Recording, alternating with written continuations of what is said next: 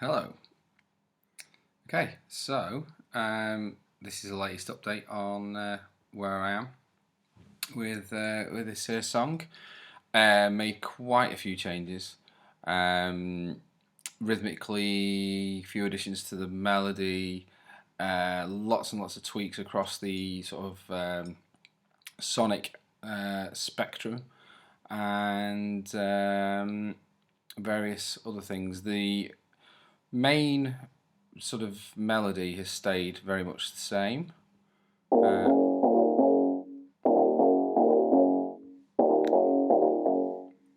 You might be able to tell there that the sonic character of it has changed a little bit. So still got the old filter here, which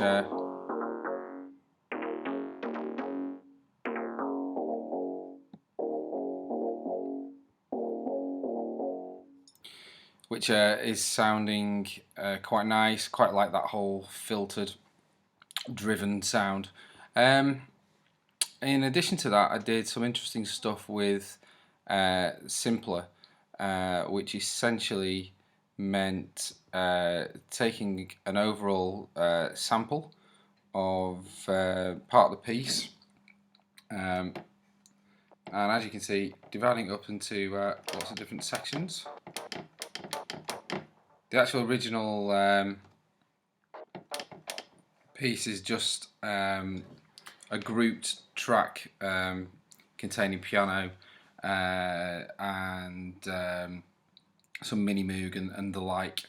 But what that enables me to do is to just pick out nice sounding slivers and using them as a kind of offbeat syncopated thing, which I've called Synco Samp. So if you listen to it in conjunction with the kick,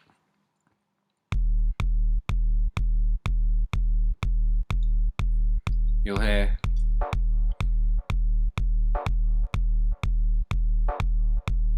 which, you know, is quite nice. It just gives it a little extra sonic nuance to the palette, if you like, which in conjunction with all the rest of the stuff just gives it a bit more rhythmic content.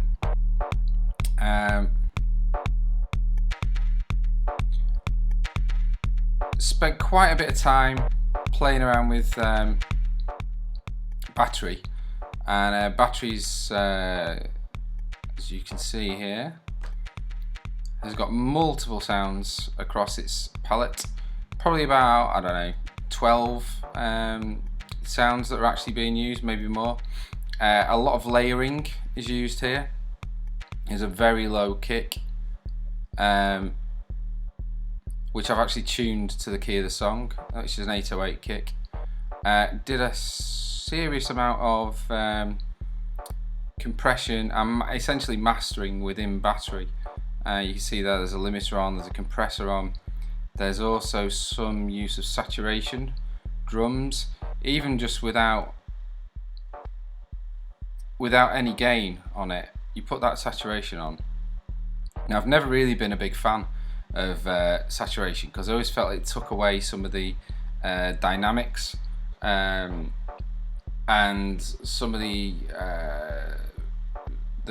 division across frequency range, because it really does put a lot of colour and distortion. So I always felt it lost a bit of definition, but actually within the track it just gives it a lot of presence. So I'm happy with that. What else have I been doing? Let's just take that off solo.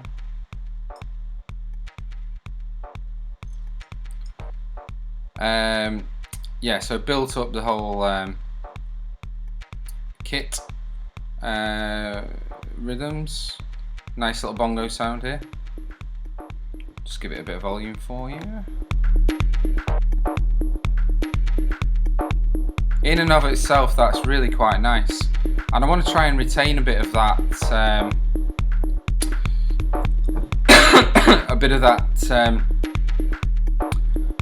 sonic quality to it, lot of division between sounds. When everything's thrown in, it still sounds a bit mushy, so I'm going to be working to remove that. Bass wise, I'll play you a bit of the bass. This is sidechained, as I've demonstrated earlier.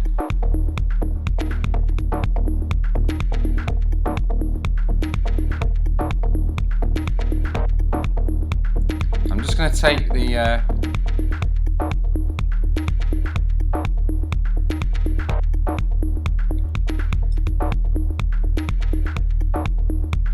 actually, while I'm here, let's just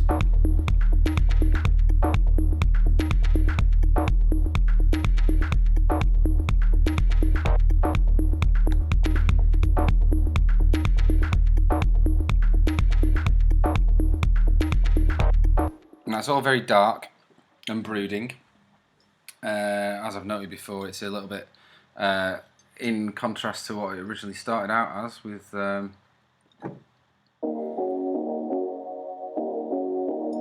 now let's just take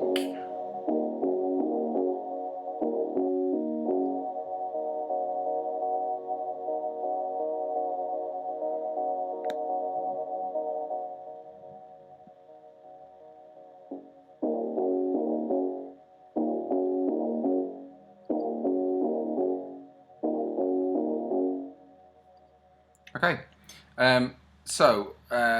What I'm sort of building to here is that I think we're ready to make an arrangement. Now, I'm not going to be doing that right now. I'm just going to demonstrate how all these various parts now fit together, with the addition of what I think is going to be the breakdown, which is this chord progression on the piano.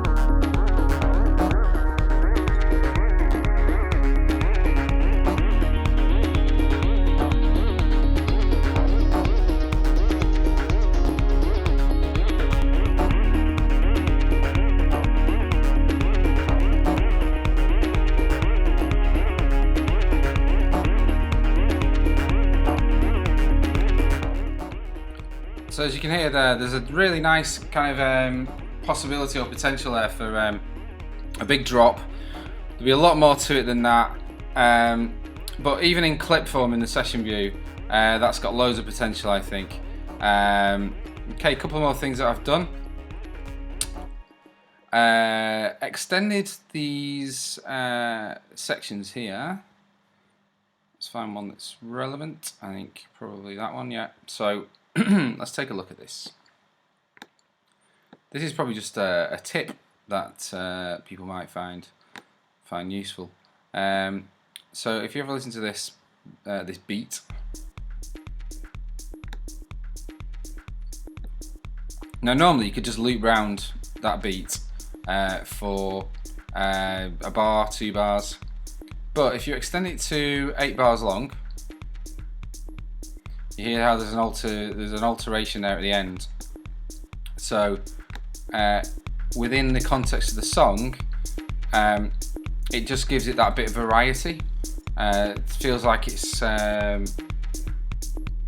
you go around 8 bars or 16 bars, there's a sense of completion, there's a sense of that section's finished, we're moving to the next section. So to put a little modification, in that case the kick drum just skipping a little bit, just gives it a sense of renewal, sense of where you are in the track, reinforcement, that sort of thing. So that's one thing. Lots of things done on the kit that will help it build up. So you've just got a standard kick there, and to help it build, there's some subtle little percussive bits.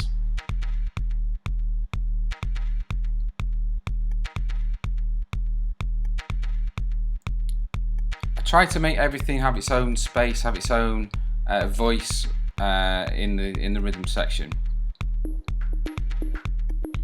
There's very little overlap in terms of where everything's placed on the timeline or in the beats. Let's take that off. Give you a better idea of.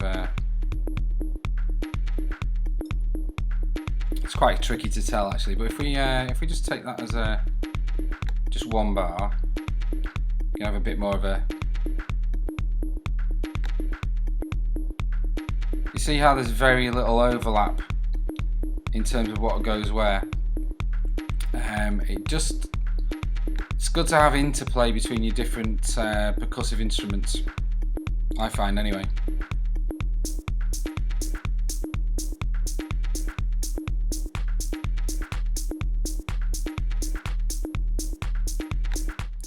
The clap and snare, that's actually 2 claps panned left and right, and a snare right down the middle. It just gives it that spread. Hopefully you can hear that. Let's just give it a bit of volume for you.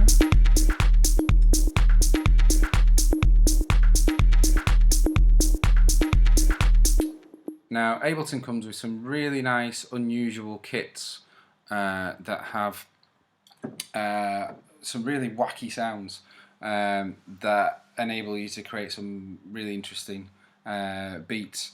What I did very much in a sort of experimental way was I already had some hi-hats and a couple of what you might think of as like tom fill type runs, and then all I did was just replaced the kit. So in Ableton you can hot swap, which is this button here that I've just clicked. What you can then do is you can just change the kit that you've currently got for another kit. Now I'm not going to change it as it is because I've made quite a few tweaks to it. In fact, let's just do that, call it Groover Kit. That'll automatically save, oops, Groover Kit. Yeah, let's overwrite it.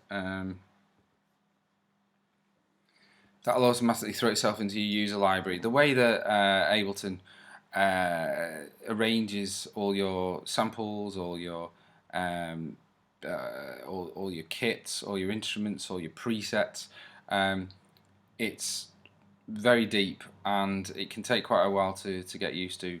I would just recommend just go straight in there and start messing around, and you'll start to kind of piece things together in the context of making a song. It's a much easier way than trying to sit there and learn it like a student of Ableton. It could take you years to fully understand the depth of it, and it's not always necessary. Many things that Ableton can do keyboard shortcuts are a fantastic aid to composition, as hopefully you'll see when we come to the arrangement. Anyway, back to the song and where we are. So, as I was explaining, I've got an Ableton drum kit. Comes with Ableton as standard. I've used this particular one, so I'll just have a listen to that loop that I've created.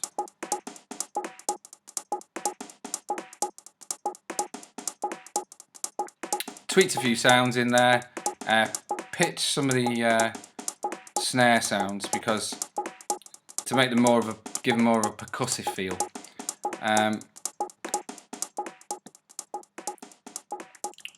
But I just felt it needed some additional sort of percussive sound, something a bit less synthetic to counterbalance the very synthetic sounding battery kit.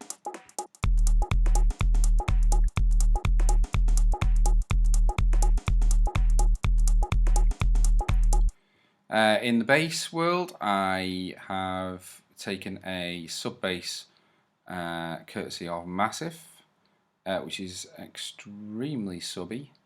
Works really well, particularly with the drop. I've got my little keyboard here that I can knock it down a couple of octaves, more than one octave.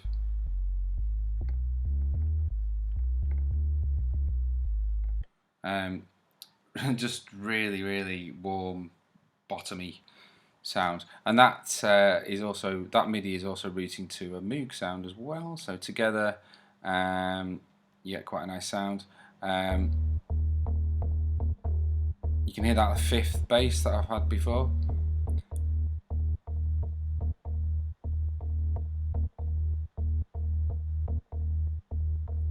Now that's all well and good. I'm going to have to find a way round the amount of tone that is on this kick drum. So you can hear the amount of tone on it, and I wanted something that had a nice long tail to it, so it really sort of rolled along. Unfortunately, when the root note of the bass, or when the bass note moves, what then happens is you get this horrible clash between a root note on the kick sound and the bass itself actually moving to, say, I don't know, 1, 2, 3, 4, 4 semitones lower. You just get this clash, and even though there's a side chain to counteract that, it's still really messy. I could hear it quite distinctly on the drop. So I'm going to have a tweak of that and see what we can do about that. I'm not too concerned about it. There's plenty of alternatives, but that kick was sounding quite nice in the context of the main melody. So anyway, the only other thing that I've done is, just in preparation for the arrangement, I created. I noticed, actually, it's funny how this came from a mistake.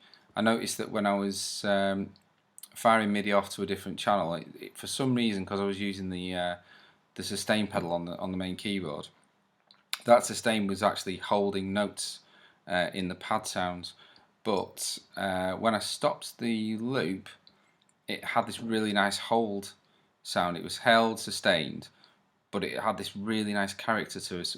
So I thought, I'll throw that sound into an audio track and just record it, and then mess around with the actual parameters of the instrument, which I did, and came up with this waveform here. Picked what I thought was a particularly nice section, which is section highlighted there. What I thought was this would be a really nice opening. I also messed with the envelope settings for the volume, which, there you go. So you can see that it basically fades in there. Warped a little bit of it just to give it an extra bit of nuance. My word of the week. And what else did I do? I put a bit of this brain dance preset on, which essentially chops up components of the sound and then fires them back. You can filter it. Anyway, just have a quick listen. I'll build that up in the background. Let's stop this.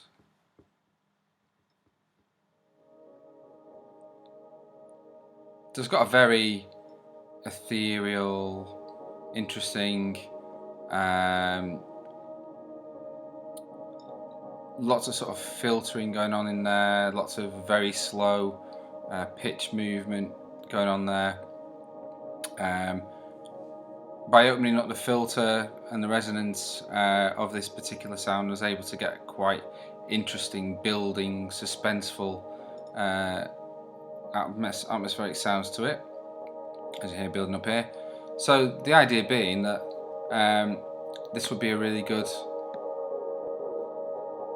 opening for the track. So my intention is to actually do that.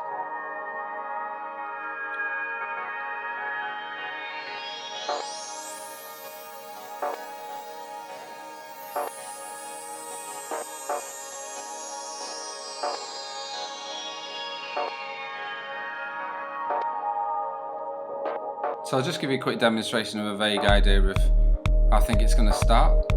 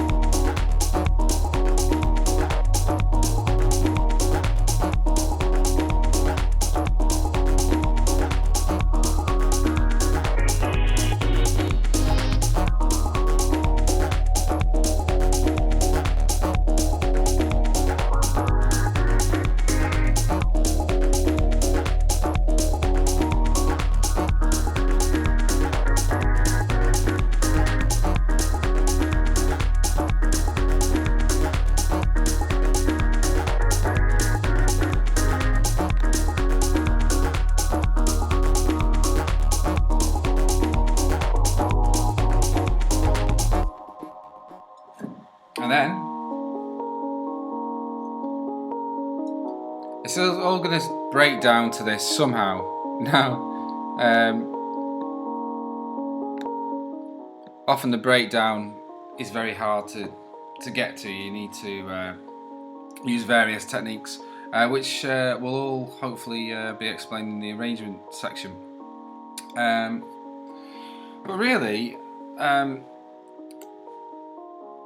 I do feel that I'm at a point now where I can actually move into the arrangement, start that whole process, and I'm quite looking forward to that.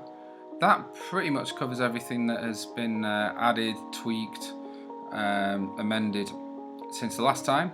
I hope you'll agree it sounded quite full. There's definitely something there, and we'll wait and see what that turns out like. So I'll leave you with a bit more tweakage of this drop, and we'll see you next time. Hope you're enjoying it.